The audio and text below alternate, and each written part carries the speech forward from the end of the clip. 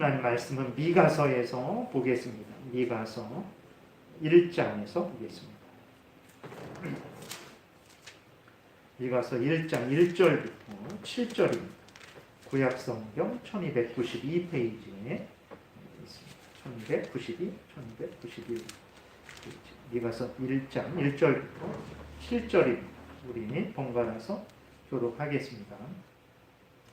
유다의 왕들 요담과 아하스와 히스기야 시대에 모레셋 사람 미가에게 임한 여호와의 말씀 곧 사마리아와 예루살렘에 관한 묵시라.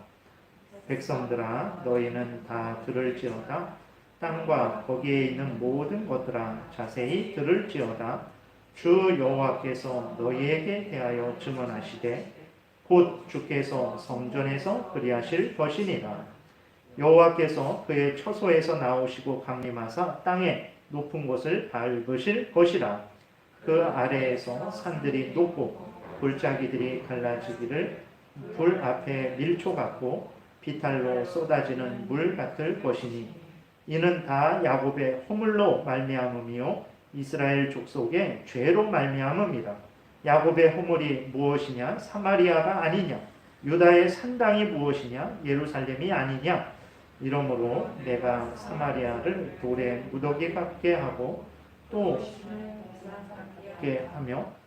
그 돌들을 골짜기에 쏟아내리고 그 기초를 드러내며 그 새긴 우상들을 다 부서지고 그 음의 값은 다 불살라지며 내가 그 목상들을 다 깨트리리니 그가 기생의 값으로 모았은즉 그것이 기생의 값으로 돌아가리라. 아멘. 기도드리겠습니다. 살아계신 하나님 감사합니다. 이 시간 하나님의 말씀을 전하고 듣습니다. 성령께서 역사하셔서 우리를 향한 하나님의 뜻을 잘 깨달아 알게 도우소서.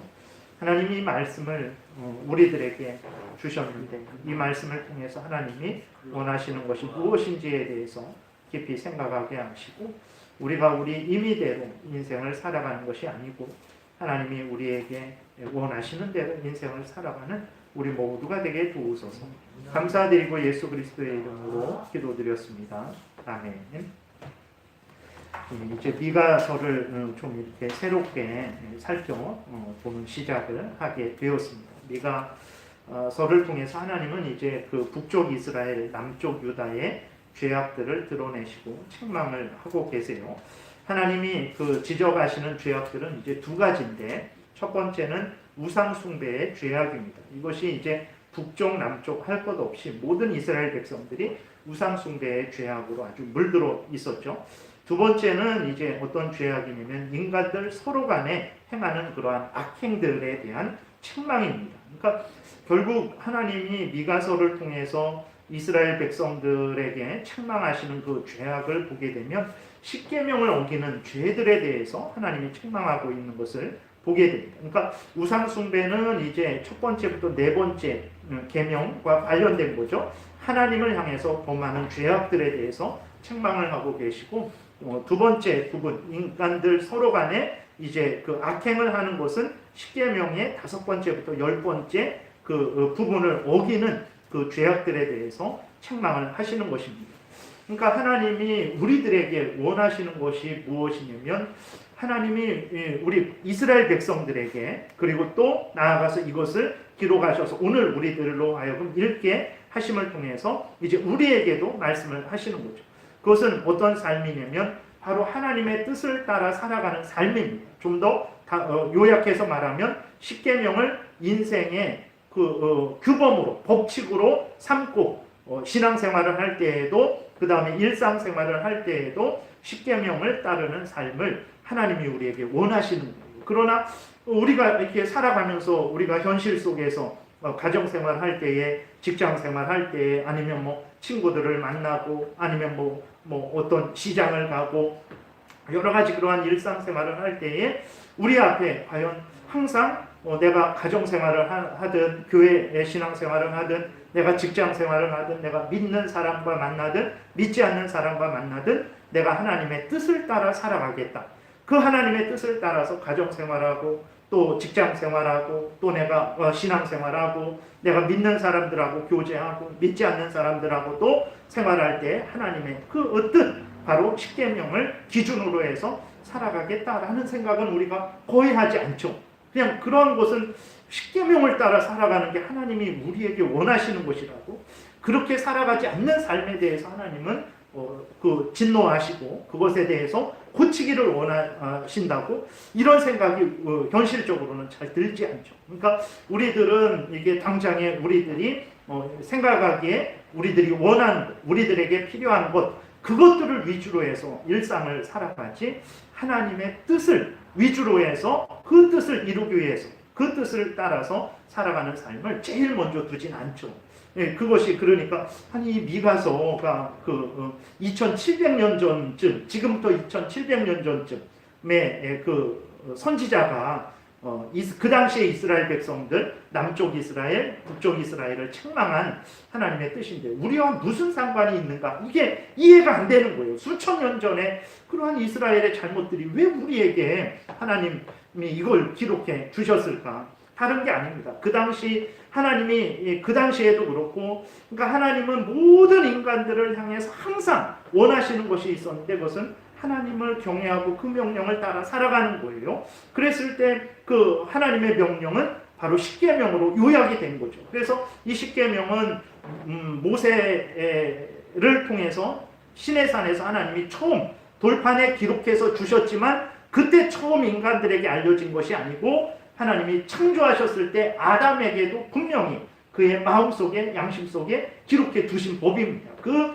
하나님의 법이 이제 모세 시대 때 와서 모세를 통해서 시내산에서 두 돌판으로 기록되어져서 이렇게 오늘까지 명확하게 십계명의 형태로 우리에게 증거되고 있는 것이거든요. 그래서 하나님은 이렇게 하나님의 뜻을 십계명으로 요약해서 나타난 하나님의 뜻, 그것이 이제 확대되면 이 성경이 되는 것입니다.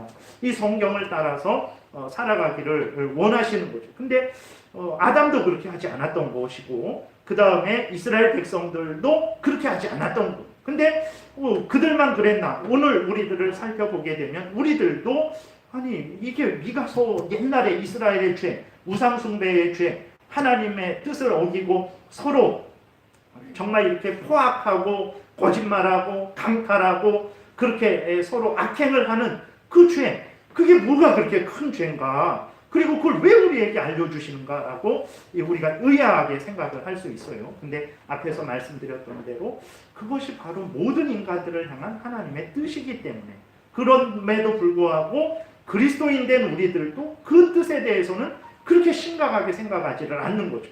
그렇게 살아가는 게 인생이다. 그것이 인생의 본분이다. 인간의 본분이다라고 제일 되는 목적이다라고 그렇게 여기지를 않는 거예요. 그렇게 되면 우리들의 삶도 이 미가서에서 이제 지적당하고 있는 이스라엘 백성들의 삶과 별반 다를 바가 없는 삶이죠. 근데 이스라엘 백성들 그 앞에서 좀 진행되면서 말씀드리겠지만 이스라엘 백성들은 이렇게 하나님의 뜻을 어기면서도 자신들은 아무런 잘못을 하고 있지 않다라고 생각했던 거예요.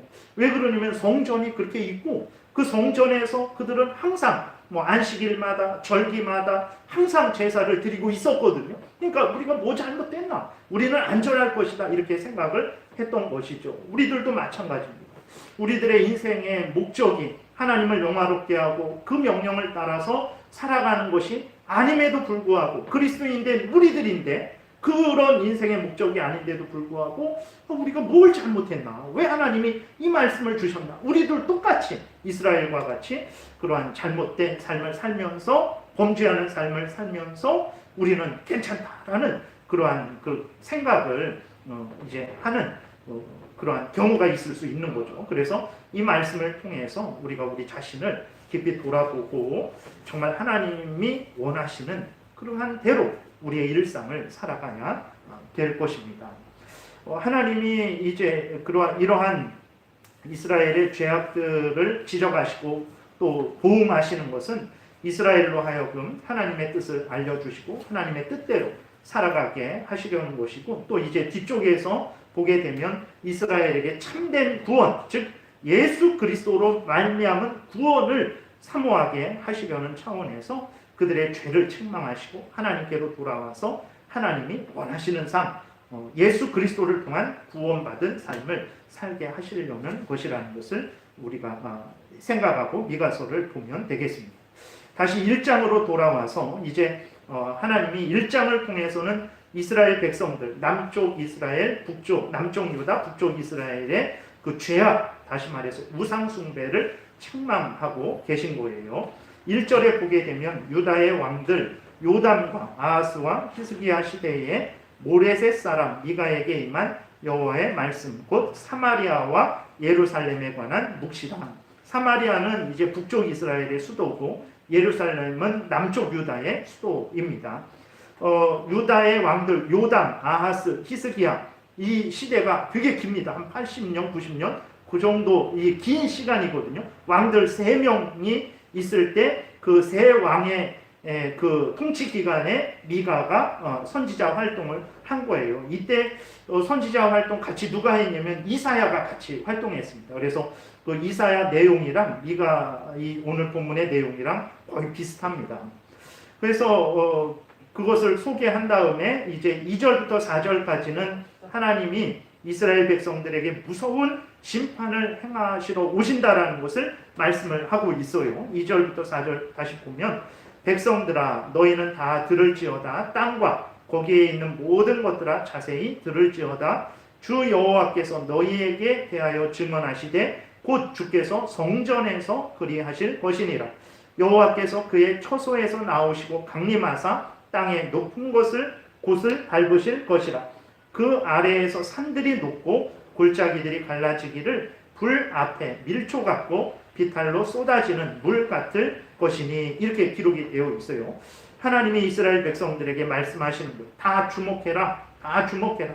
내가 너희들에게 말하려고 한다. 내 말하는 것을 자세히 들어라. 내가 너희들에 대해서 말할 것이다. 이렇게 말씀을 하고 있는 거예요. 그러면 하나님이 이스라엘 백성들에게 주목해라. 내가 너희들에게 말하는 거 들어라. 이렇게 말씀하시는데 무엇을 말씀을 하십니까? 복을 주시고 형통케 하시겠다 이 말씀하시는 것이 아니고 하나님께서 이스라엘의 죄들에 대해서 하나하나 조목조목 드러내시고 그것에 대해서 하나님께서 진노하신다라는 것을 거기에 대해서 하나님이 형벌하신다라는 것을 말씀을 하고 있는 거예요. 그래서 그 3절 4절 보면 무섭죠. 그건 좀 이따 다시 말씀드리고 근데 하나님이 이 말씀을 어디에서 이렇게 하시냐면 성전에서부터 그리하겠다. 2절 끝부분에 보면 곧 주께서 성전에서 그리하실 것이다. 하나님이 그 성전에서부터 너희들의 죄악을 지적하고 조목조목 하나님께서 드러내시고 거기에 대해서 보응하러 성전에서 말씀하시고 성전에서부터 나올 것이다 라고 이렇게 말씀을 하시는 거예요. 이스라엘 백성들이 이 말씀을 들을 때 깜짝 놀라는 거죠. 왜 그렇습니까? 성전은 항상 하나님이 이스라엘 백성들과 함께 계신다라는 상징입니다. 그러니까 하나님이 보이지 않죠. 보이지 않으니까 그 성전 지성소에 그 법궤가 있고 시은좌가 이렇게 그룹들이 이렇게 같이 있습니다. 그 은혜 베푸는 곳인데 거기에 하나님이 임재한다라는 상징이 있는 거예요. 그래서 성전이 법궤가 있는 것은 하나님이 너희들과 함께 있다라는 그런 의미예요. 그래서 성전은 항상 하나님이 이스라엘 백성들과 함께 계시고 은혜 주시고 용서하시는 곳이죠. 또 그 하나님이 그것 때문에 이스라엘 백성들은 항상 하나님이 자신들을 지키고 보호하신다라는 그러한 증표로 삼았거든요. 하나님이 그렇게 하라고 주신 거예요. 근데 하나님이 그 성전에서부터 지금 무슨 일을 하십니까? 용서하시고 은혜 주시는 것이 아니고 성전에서부터 이스라엘 백성들을 향해서 진노를 쏟으시겠다라는 이스라엘 백성 성전에서부터 나오셔서 은혜롭게 나오시는 게 아니라 아주 진노 중에 나오셔서 이스라엘 백성들을 멸망시키겠다라고 말씀을 하시는 거예요. 땅의 높은 곳을 밟으시고 산들을 높게 하시고 골짜기들이 갈라지게 하시고 불 앞에 밀초 같고 비탈로 쏟아지는 물 같게 내가 너희들을 그렇게 만들겠다라고 말씀을 하시는 것입니다. 그러니까 참 이렇게 이스라엘 백성들은 깜짝 놀라는 거예요. 그러니까 마치 오늘날 우리가 교회에 나올 때 그 똑같은 건 아니지만 예를 들어서 교회에 나올 때 은혜 받으러 이렇게 나오잖아요. 하나님이 우리가 교회 예배당에 모여서 함께 모여서 우리가 예배 드릴 때 하나님이 우리를 우리의 죄를 용서해 주시고 우리에게 은혜를 내려주시겠다, 이런 믿음을 갖고 우리가 교회에 오잖아요. 예배당에 오는데, 근데 하나님이 그러한 마음을 가진 우리들에게 그런 생각 절대 하지 말아라. 내가 너희들 이제 교회에서 가만두지 않겠다. 너희들의 죄를 다 지적하고 그 죄 하나하나에 대해서 내가 너희들에게 아주 진노하겠다, 이렇게 말씀을 하시는 거니까 깜짝 놀라는 거죠. 그 하나님이 은혜 베푸시고 용서하시고 그렇게 우리를 받아주시는 그 상징의 성전이, 교회가 이제 우리들을 진노하시는 그런 시작이 된다고 하니까 이스라엘 백성들이 놀랬던 거예요. 그러니까 이스라엘 백성들은 특별히 그 하나님이 그 이스라엘 백성들과 함께 하시고 보호하신다라는 이 징표를 똑바로 사용하지 않았어요. 그들은 이 하나님의 은혜의 그 징표를, 그 성전의 의미를 통해서 자신들의 죄를 합리화하고 그 자신들의 범죄를 더 담대히 저지르는 그러한 수단으로 악용을 한 것입니다. 그러니까 이스라엘 백성들은 온갖 범죄를 저지르면서도 성전이 저렇게 든든히 서 있으니까 우리는 안전할 것이다. 하나님은 우리를 떠나시지 않은 것이다. 하나님은 우리를 보호하실 것이다. 이런 생각을 가진 거예요. 그러니까 맞죠. 그 성전이 그렇게 의미하는 건 맞습니다. 근데 범죄하면서도 성전을 바라보고 성전이 저렇게 든든히 서 있으니까 괜찮을 거야. 걱정하지 마. 하나님이 우리를 보호하실 거야. 우리는 멸망당하지 않을 거야. 이런 생각을 하고 있었던 거예요. 그러니까 하나님이 너희들이 내 앞에서 범죄하면서 그렇게 성전을 악용해서 너희들의 그 죄를 합리화하고 더 악행을 하는 그러한 수단으로 삼는 것을 내가 도저히 볼 수 없다. 너희들이 가진 그 잘못된 생각을 내가 깨트리겠다 하시면서 내가 성전에서부터 나와서 너희들을 책망하고 너희들에게 벌 주시겠다라고 이렇게 말씀을 하시는 것입니다. 그래서 우리들도 이러한 것들이 오늘날 우리들과 연관된 거예요. 그래서 우리들이 교회 생활 하면서 정말 실제적으로는 하나님을 사랑하지 않고 하나님을 경외하지 않고 하나님의 말씀을 따르지 않고 적극적으로 오히려 하나님을 멀리하고 하나님을 거역하고 범죄하면서도 내가 주일날 예배 갔다 왔으니까, 내가 예배를 드렸으니까 내가 뭐 큰 벌이야 받겠나 라는 생각이, 똑같은 생각이. 근데 그런 생각 많이 하죠. 교회를 형식적으로 다니는 거죠. 정말 하나님 앞에 나와서 죄를 회개하고 은혜를 구하고 또 성도들의 믿음의 교제를 나누고 서로를 위해서 기도하고 그런 식으로 교회에 나오는 것이 아니고 그냥 형식적으로, 그냥 뭐 미신적으로 안 나가면 좀 무슨 일 생길 것 같으니까 이런 마음으로, 그러면서 하나님에 대한 사랑은 없고 일상생활은 하나님의 뜻을 따르는 것이 아니고 자기 마음대로 살아가는 삶, 그것이 바로 이스라엘 백성들이 살았던 그러한 삶인 것이죠. 5절에 보게 되면 이제 미가 선지자는 하나님이 성전에서부터 이렇게 이스라엘 백성들을 향해서 진노하시는 것은 괜히 그냥 그러시는 것이 아니라 이스라엘의 허물, 이스라엘의 죄 때문이다라고 아주 분명하게 지적하고 있죠. 5절에 이는 다 야곱의 허물로 말미암음이요 이스라엘 족속의 죄로 말미암음이라. 야곱의 허물이 무엇이냐? 사마리아가 아니냐? 유다의 산당이 무엇이냐? 예루살렘이 아니냐? 이렇게 말씀을 하고 있는 거예요.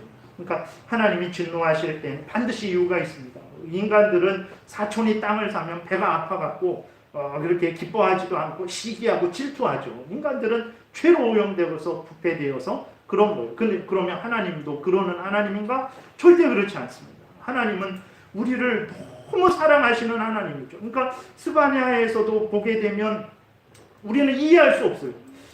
여러분, 이렇게 누가 정말 이렇게 너무 잘 되고 너무 기뻐할 때 여러분들도 정말 거기에 전적으로 모든 사람들에 대해서 그런 마음을 갖습니까? 그게 쉽지 않죠. 인간들은 그게 쉽지 않습니다. 근데 하나님은 그런 하나님이거든요. 이스라엘 백성들이 행복하고 평안하니까, 번성하니까 하나님이 그게 시기 나서 질투해서 그러는 것이니 절대 그렇지 않다라는 거예요. 바로 죄 때문에, 그 죄 때문에 하나님이 진노하신다라는 것을 드러내고 있는 것입니다. 근데 그 죄는 무엇이냐면 앞에서 말씀드렸던 대로 우상숭배의 죄 때문인 거예요. 그래서 5절 다시 보면 야곱의 허물이 무엇이냐? 사마리아가 아니냐 이렇게 기록이 되어 있어요. 그러니까 이것은 이제 야곱은 북쪽 이스라엘을 의미하기도 합니다. 그러니까 이스라엘 전체를 의미하기도 하고 북쪽 이스라엘을 의미하기도 하고 남쪽 유다를 의미하기도 하고 아무튼 그렇게 여러 모양으로 사용이 되는데 근데 야곱은 이제 북쪽 이스라엘, 사마리아는 북쪽 이스라엘의 수도죠. 근데 왜 사마리아가 죄다라고 이렇게 말씀을 하시냐면 사마리아가 우상 숭배로 가득 찼다라는 거예요. 그러니까 상징적이죠. 예를 들어서 대한민국이 우상 숭배로 가득 찼다 이렇게 표현할 때에 서울이 아주 그냥 그 대표적인 예로 서울이 우상 숭배로 가득 찼다 이렇게 표현을 하는 것과 같은 것입니다. 사마리아에 거하는 왕들, 고관들 그리고 백성들 모두가 우상 숭배로 물들어 있다라는 거예요. 왜 이렇게 이스라엘 백성들이 북쪽 이스라엘이 우상 숭배로 물들어 있냐면 이들은 처음부터 그랬어요. 그러니까 하나님이 솔로몬의 죄악으로 인해서 하나님께서 이스라엘을 남쪽과 북쪽으로 갈라지게 하십니다. 근데 그때 하나님이 남쪽과 북쪽을 갈르시더라도 어떻게 하시냐면 하나님이 제사는 절기는 남쪽 예루살렘에 와서 반드시 드리라 라고 이렇게 말씀을 하세요. 근데 북쪽의 첫 왕이 된 여로보암이 그렇게 되면 북쪽 사람들이 다 남쪽으로 내려가서 올라오지 않을까봐 어떻게 하냐면 단하고 베델이라는 곳에 황금 금송아지를 만들어 놓고 그게 바로 하나님이다. 하나님을 나타내는 것이다. 거기에서 제사 드려도 된다라고 이렇게 이 북쪽 이스라엘 사람들에게 그렇게 명령을 합니다. 그랬을 때 북쪽 모든 이스라엘 백성들이 여로보암의 이러한 조치에 동참을 해요. 그래서 북쪽 이스라엘 모든 사람들이 몇몇 우상 숭배하지 않는 몇몇 사람들을 빼고는 다 이 우상 숭배에 물들어 버리는 거예요. 그래서 이 하나님께서 북쪽 이스라엘 사마리아가 우상 숭배의 아주 중심이다라고 이렇게 책망을 하신 것입니다. 그래서 여기에서 우리가 우상 숭배에 대해서 우상 숭배가 우리와 무슨 상관이 있나? 그렇죠. 여러분 우상 숭배 하십니까? 우상 숭배하는 그리스도인들은 없을 거예요. 그러나 왜 이렇게 하나님이 이 부분에 대해서 이렇게 무섭게 우리는 지금 우상 숭배하지 않는데 왜 이렇게 중요하게 다루시고 또 이 부분에 대해서 이렇게 무섭게 책망을 하시는가 우리가 생각할 수 있지만 우상 숭배가 세 가지가 있습니다. 세 가지에 대해서 잠깐 말씀을 드릴게요. 첫 번째로 우상 숭배할 때에 그것이 오늘 그 본문 5절에서 지적되고 있는 대로 이스라엘 백성들, 북쪽 이스라엘 백성들의 우상 숭배가 있어요. 그것은 무엇이냐면 보이지 않는 하나님을 보이는 형상으로 만드는 그 우상 숭배죠. 이계명에서 금한 것이거든요. 하나님이 이계명에서 첫 번째로 금하는 우상 숭배는 무엇이냐면 하나님은 볼 수 없는 하나님인데 근데 그 하나님을 보지 못하니까 인간들이 답답해한단 말이에요. 도대체 하나님이 예를 들어서 그러니까 하나님이 이스라엘 백성들하고 함께 있다라고 말씀을 하시는데 이스라엘 백성들은 그것이 잘 믿어지지 않고 의심이 되고 불안하단 말이에요. 그러니까 하나님이 성전을 만들어 주신 거거든요.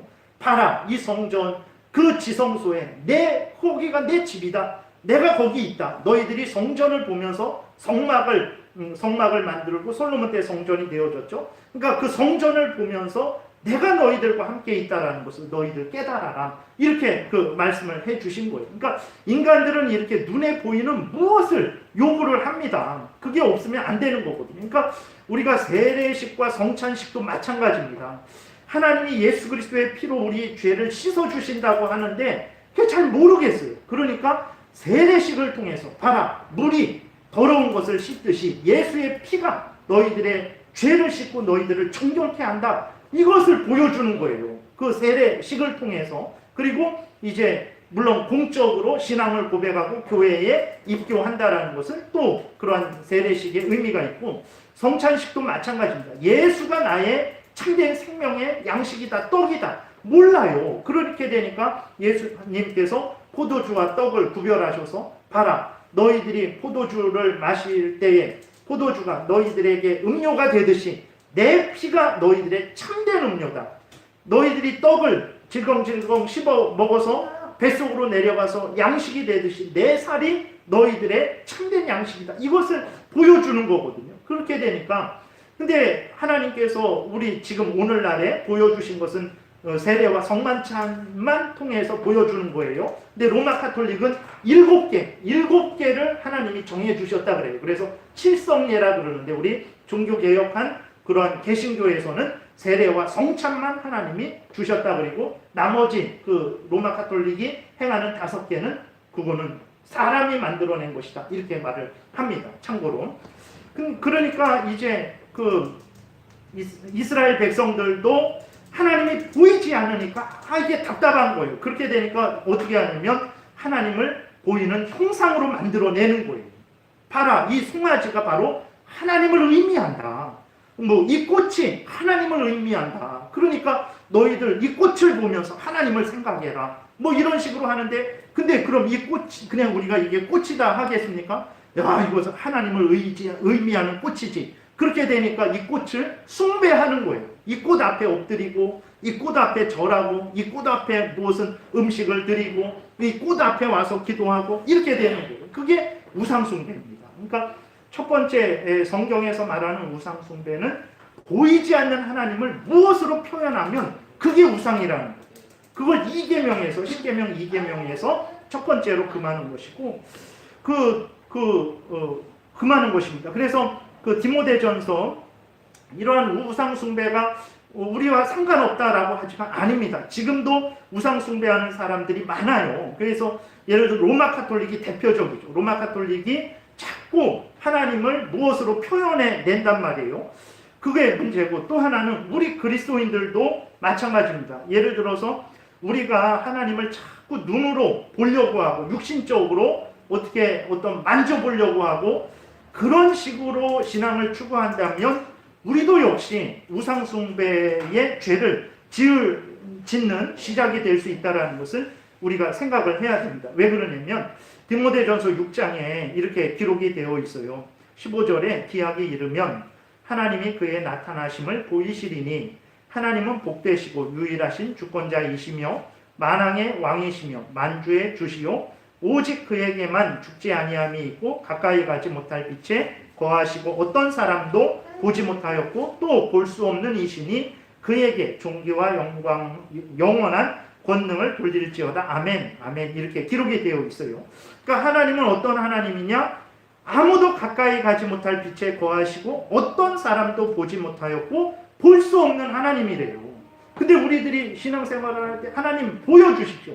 하나님이 어떤 분인지 보여주십시오. 내 눈으로 보면 열심히 신앙생활을 하겠습니다. 내가 한번 하나님 만져보면 열심히 신앙생활을 하겠습니다라고 그렇게 추구하면 그것이 바로 보이지 않는 하나님을 보는 것으로 자꾸 요구하는, 만들려고 하는 그 이계명에서 금하는 우상숭배를 우리가 범하게 되는 잘못이라는 것을 우리가 기억을 해야 되는 것입니다. 그래서 우리가 조심해야 돼요. 그래서 우리들이 신앙생활을 그럼 어떻게 해야 되냐? 하나님은 그럼 우리는 하나님을 알 수 없는 것이냐? 아닙니다.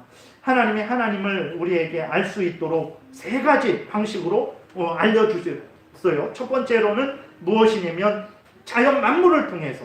그래서 로마서 1장에서 1장 20절에서 말씀하고 있는 대로 천지 만물에 하나님의 능력과 신성이 나타나 보인다고 했어요. 그래서 이 천지 만물, 우주나 이러한 꽃들이나 이런 것들을 자세히 살펴보게 되면 정말 하나님의 지혜와 능력이 얼마나 대단한지를 우리가 알 수 있죠. 그러나 이런 자연을 통해서 본다고 하나님이 삼위일체 하나님이시고 하나님이 죄를 미워하시고 하나님이 우리를 사랑하시고 이런 건 잘 몰라요. 그러나 어쨌든 자연 만물을 통해서 하나님의 능력과 신성을 볼 수 있는 거죠. 그러나 정확히 못 봅니다. 그러면 우리는 하나님을 어떻게 정확히 알 수 있냐 그랬을 때에 바로 성경을 통해서 하나님을 정확히 알 수 있습니다. 그래서 그 성경에 하나님이 하나님이 어떤 분인지 무슨 일을 하셨는지 인간에게 원하시는 것이 무엇인지를 자세히 기록해 놓으셨어요. 그래서 우리가 성경을 보게 되면 하나님이 삼위일체 하나님이시라는 사실, 창조주라는 사실, 구원자라는 사실, 하나님이 우리에게 원하시는 것이 무엇인지, 싫어하는 것이 무엇인지 모든 것을 알 수 있어요. 그래서 하나님을 알고 싶으시면 하나님 내 눈으로 보게 해주십시오. 내가 한번 만지게 해주십시오. 기도하지 마시고 성경에 창념하시면 됩니다.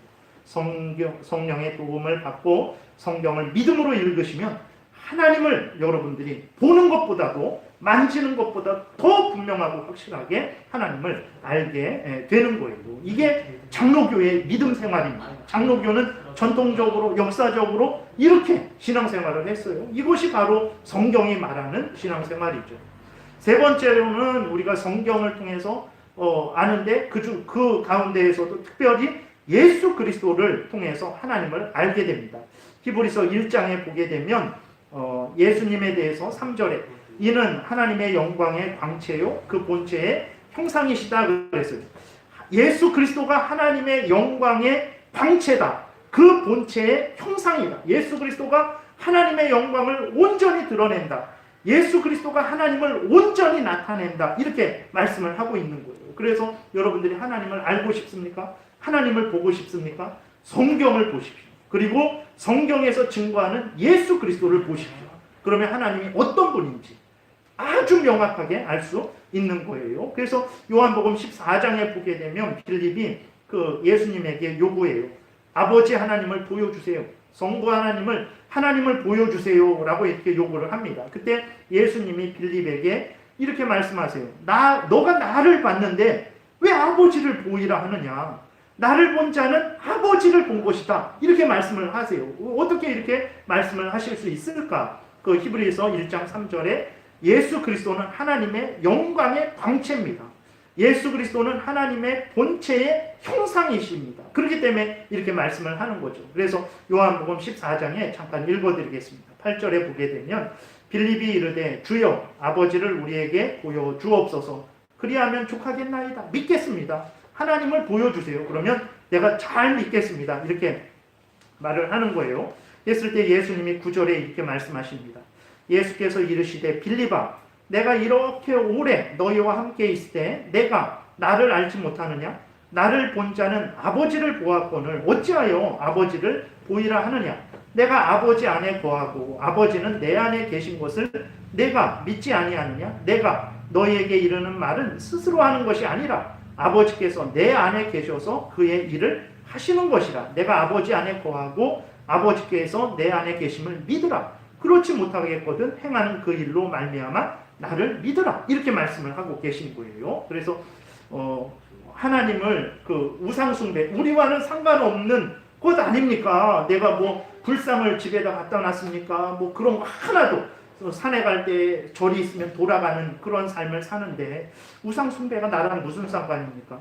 우리가 성경 말씀을 통해서 하나님을 믿고 섬기지 않으면 우상 숭배의 방식으로 하나님을 형상화해서 섬기려고 하는 방식으로 빠질 수 있는 그것은 오늘도 우리가 조심해야 될 문제입니다.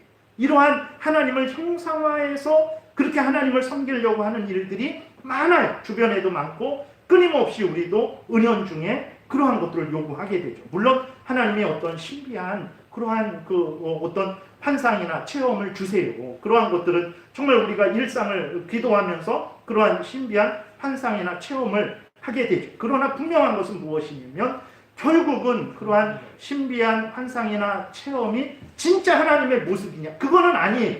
왜냐하면 디모데전서 6장에서 분명히 하나님은 볼 수도 없고 보지 못하는 곳에 계시다고 그렇게 아무도 보지 못했다고 했잖아요. 하나님이 우리들을 위해서 특별한 체험과 특별한 환상을 주시죠. 그러나 그것이 진짜 하나님이 주신 것인지 우리가 어떻게 알 수 있습니까? 결국은 이 성경을 통해서 또 확인해야 돼요. 내가 이러한 체험을 했는데 이 체험이 진짜 하나님이 주신 체험인지 정말 하나님의 은혜인지 어떻게 합니까? 그걸 어떻게 확인해요?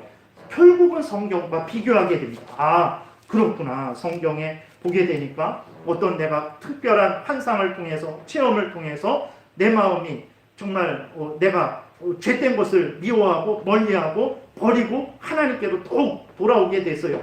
그러면 결국은 이 성경으로 확인하게 될 수밖에 없는 거죠. 성경이 정말 전체 말하는 것이 죄를 회개하는 것이고 하나님의 뜻을 따르는 것인데 어떤 특별한 체험을 통해서 내가 그런 마음과 그런 삶을 산다면 그것은 하나님이 주신 것이구나. 이렇게 이게 확인하게 되는 거예요. 그러니까 결국은 어떤 모든 것들은 성경의 근거에서 판단될 수밖에 없는 거예요. 그렇기 때문에 환상이나 체험이 주십니다. 특별히 저희 그 어머니도 그런 경험을 아주 많이 하셨어요. 그러한 것들이 많은데, 결국은 근데 진짜 그 사람을 더 견고하고 더 성숙하고 아주 흔들리지 않고 굳건한 온전한 하나님의 사람으로 만드는 것은 성경에 의해서 교육을 받을 때, 디모데후서 3장에서 이렇게 기록된 대로 그럴 때에 그가 이렇게 온전해지고 하나님의 사람으로 교훈과 책망과 바르게 함과 의로 교육을 받아서 하나님의 사람으로 온전해지는 거예요. 그래서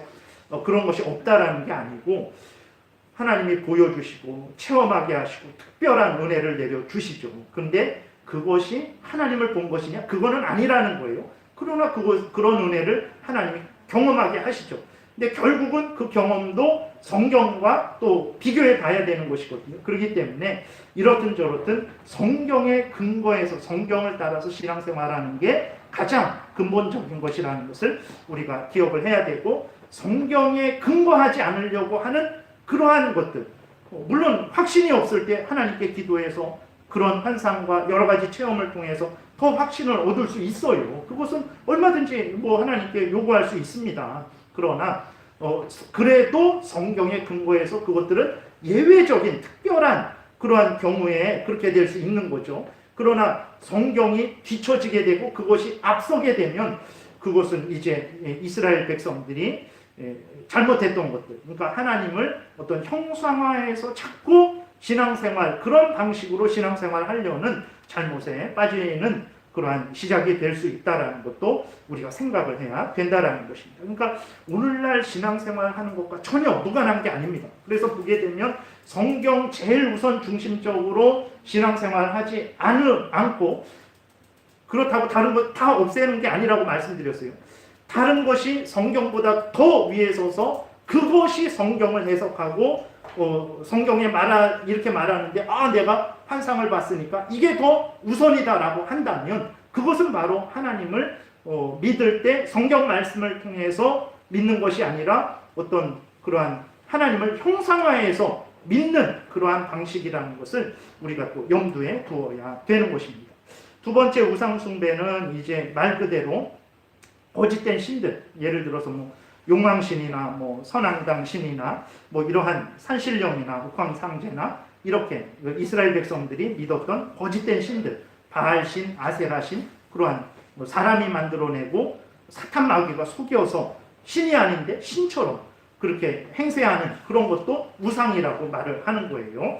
그 다음에 세 번째로는 하나님보다 더 소중히 여기는 것들, 그것도 우리에게 우상이 되는 거죠. 하나님이 이제 나의 생사와 복을 주관하시는데 근데 아니다. 돈이 제일이다. 돈이 나의 죽고 사는 것을 주관한다라고 하면 그 돈이 하나님보다 더 위에 있고 더 신뢰한다면 그 돈이 나에게는 우상이 되는 것입니다. 그래서 성경에서 우상 숭배를 경계할 때에 그 세 가지.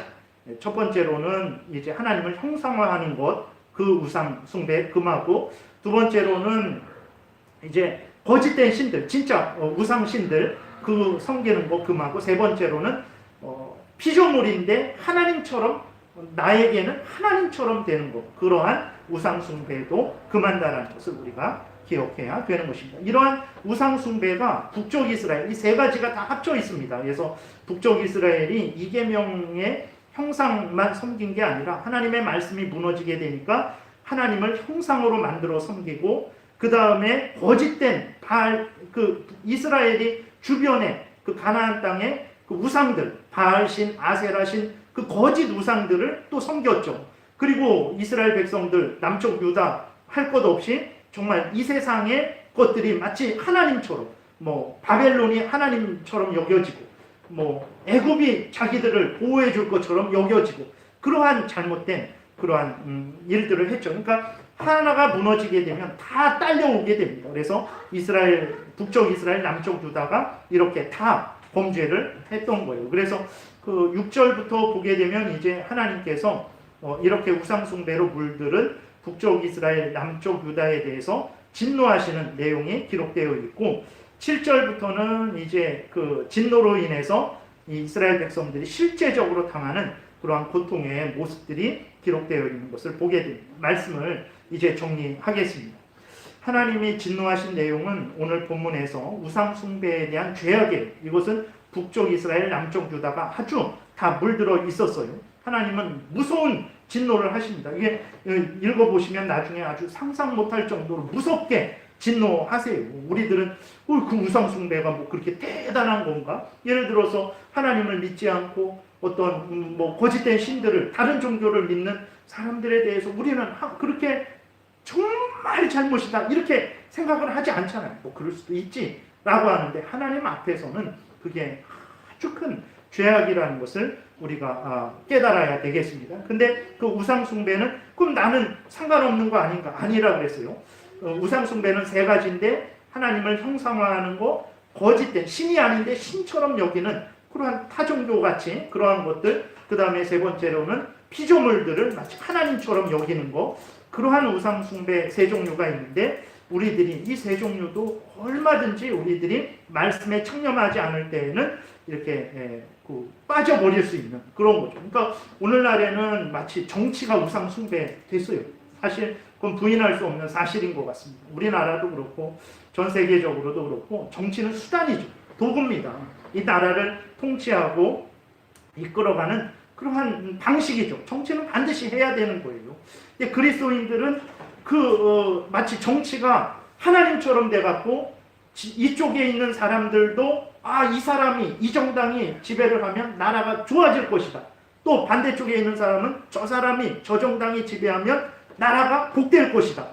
어느 정도는 맞죠. 그렇게 그러한 것들이 정책이 다르고 또 그 사상이 다르고 그러니까. 그러나 그리스도인들은 이 정당을 이쪽을 좋아할 수도 있고 저 정당을 저쪽을 좋아할 수도 있습니다. 그러나 그리스도인들은 누가 하든 살아계신 하나님의 뜻대로 해야 되고 하나님이 이 나라를 복되게 한다라는 그 믿음을 갖고 해야 되는데 그런 거 없어요. 그리스도인들도 정치에 너무 몰두해갖고 하나님은 생각하지 않고 이 사람이 돼야 되는데 안 돼갖고 이제 이 나라는 망했다.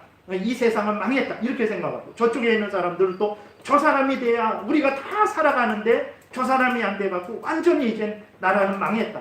이런 식으로 생각을 한다는 거예요. 그래서는 안 되는 거예요. 열심히 우리가 국민으로서 정치에 참여해야 되죠. 그리고 그러한 것들을 보고 더 좋은 그 정책을 내는 사람들을 정말 이렇게 적극 지원하고 또 이렇게 그렇게 우리가 선거 투표를 할 수 있습니다. 그러나 항상 그 모든 것들은 수단이라는 것을 늘 잊지 말아요.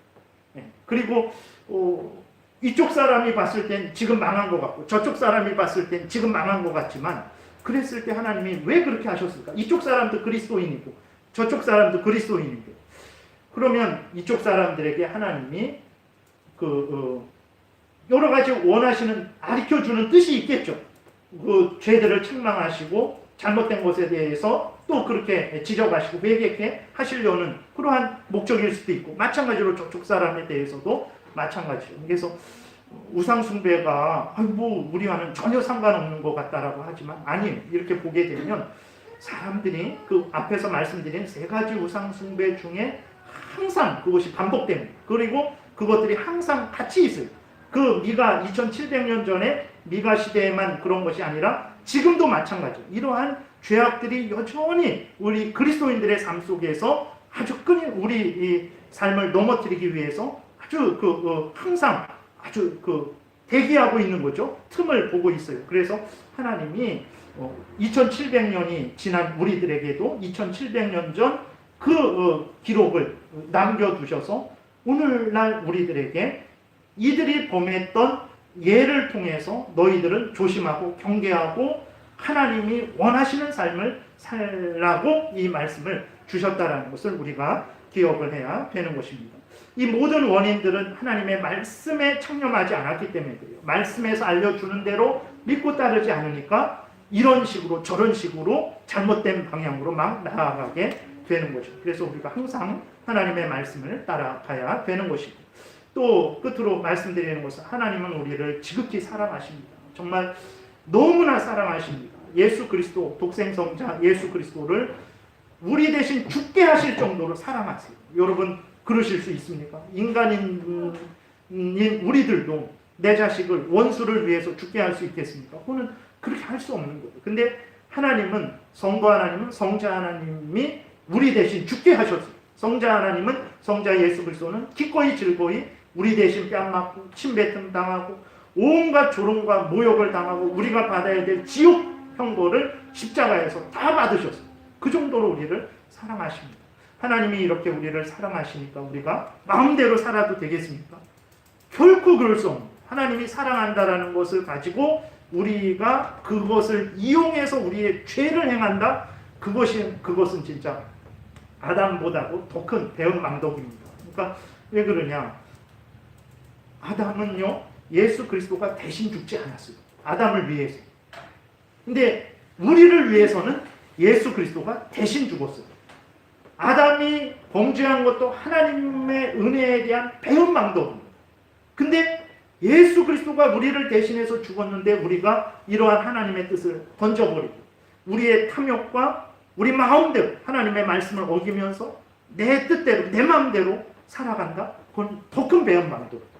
그러니까 이것이 우리와 상관없는 말씀이 아니고 오늘날도 우리가 조심하고 경계해야 되는 그 죄악의 핵심들을 우리에게 알려주어서 우리로 하나님의 뜻을 따르게 하는 것이죠. 그래서 미가서를 통해서 다시 한번 우리를 돌아보고 하나님이 원하시는 신앙생활을 해야 되겠습니다. 기도드리겠습니다.